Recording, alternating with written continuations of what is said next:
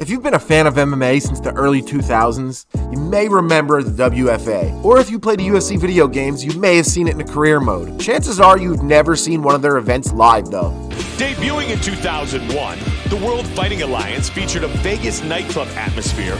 Don't call yourself a casual if you haven't seen any of these events. Horse shit. You people don't know anything about MMA. They were all scattered out in 2001 and 2002, and the fourth one took place 4 years after the third one. Oh, and the third one was a disaster, I heard. That's for a different video. We're talking about the fourth one, which had a nice little subtitle, King of the Streets.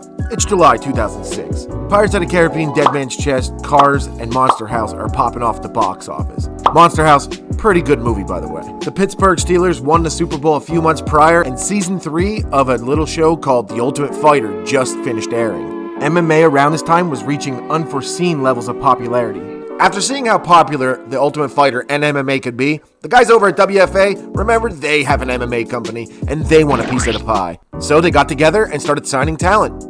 Most of their fighter budget probably went to Rampage Jackson, who was making his stateside debut and wasn't a bad fighter to bank on because he did have a win over then UFC champion Chuck Liddell. They also got Bus Rutten out of retirement to fight a guy who looks like he should have been on that year's WrestleMania card. Other notable fighters on the event were former UFC champion Rico Rodriguez, future UFC champion Loyoto Machida, Jason Miller, and a young Martin Kampmann. Speaking of Martin Kampmann, he took this fight on just 2 days' notice and knocked his opponent out in the first round. 4 weeks later, the young Danish prospect would make his UFC debut once again on short notice. The winner by tap out due to a rear naked choke, Martin the Hitman. From the ring girls wearing schoolgirl outfits to being held in a nightclub, this really feels like an early 2000s MMA event. We're gonna get a real big fight.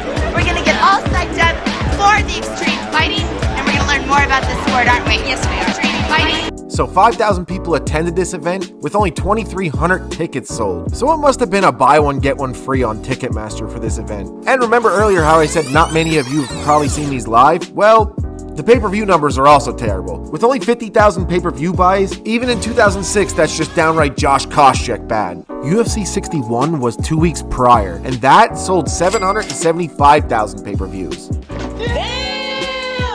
It's not like this event wasn't advertised either. It even had its own countdown show 2 years prior to the UFC having one. It got that Brendan Schaub Showtime treatment. So this card took place July 22nd, 2006 at the Forum in Los Angeles. The commentators on deck were Bill Goldberg and Steven Quadros. And the main event saw Quentin Rampage Jackson taking on Matt the Law Lindland. Matt came out and used that patented pressure wrestling Team Quest is known for, but Rampage was able to get off just enough to earn himself a split decision, and he also scored another sweet highlight reel slam. In the co-main event, Bus Rutten was originally scheduled to fight big boy Kimo Leopoldo from UFC 3, but Kimo Pissed Hot was replaced with Ruben Warpath, and all jokes aside, this dude can legit take a punch.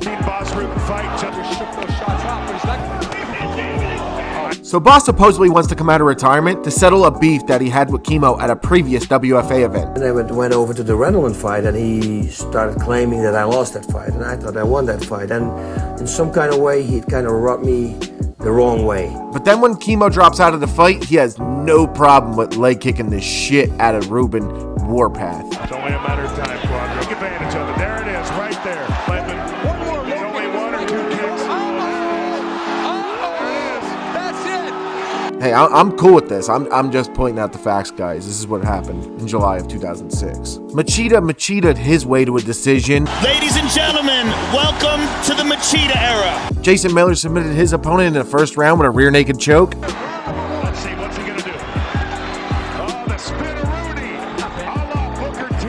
The only rematch on the card seen Rico Rodriguez fighting Ron Waterman just under a year from their first fight at WEC 16 Clash of Titans 2. Rico avenges his loss by doctor stoppage after the first round. That's all I can really find on this. I don't see what kind of doctor stoppage it was. Maybe by the looks of it, Ron Waterman gassed out. I'm not quite sure. If you know, leave a comment below. Little bit of MMA trivia for you here. The only fighter to fight at every WFA event was Marvin Eastman. He fought on the second fight of the night, having the promotion's only draw against Georgie Oliveira. Another one of WFA's returning fighters was Razor Rob McCullough. He fought at WFA 3, losing a unanimous decision to Josh Thompson, but was invited back to fight Harris Sarmento, who happened to fight a young Max Holloway in Hawaii. In Russia. And for you Canadian fans, I'll mention Ivan Salivary picks up a TKO in the second round. Ivan Salivary. And that's it for this event. It's over, ladies and gentlemen. Some fighters went on to greatness, some fighters retired after this event, and hell, Jason Miller even got an MTV show after this. Not bad for a bunch of guys who punch each other in the face for a living. For the time it was put on, it wasn't a bad event. But what do you think of WFA 4, King of the Streets? Let me know in the comments below, and I'll catch you on the next one. Oh, yeah, one more thing, guys. Don't forget to buy the pay-per-view. Get it on pay-per-view is reason enough to buy that pay-per-view. Or get it on pay-per-view.